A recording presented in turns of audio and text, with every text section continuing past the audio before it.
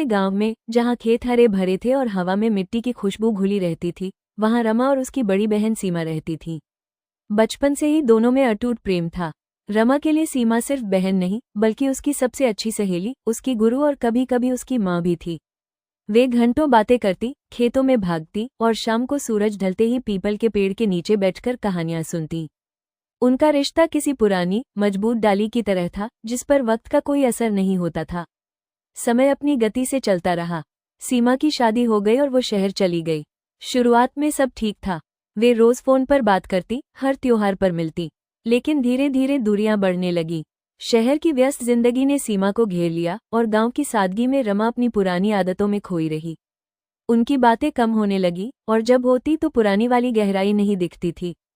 रमा को लगता था कि सीमा बदल गई है और सीमा को लगता था कि रमा उसे समझ नहीं पाती। उनका मजबूत रिश्ता अब एक नाजुक धागे जैसा लगने लगा था, जो कभी भी टूट सकता था। एक दिन गांव में एक बड़ी मुसीबत आ गई। अचानक बाढ़ आ गई और कई घर बह गए, खेत बर्बाद हो गए। रमा का परिवार भी मुश्किल में था। रमा ने सीमा को फोन किया, लेकिन उसे लगा जैसे सीमा उसकी बात को गंभीरता से नहीं ले रही। रमा का दिल टूट गया।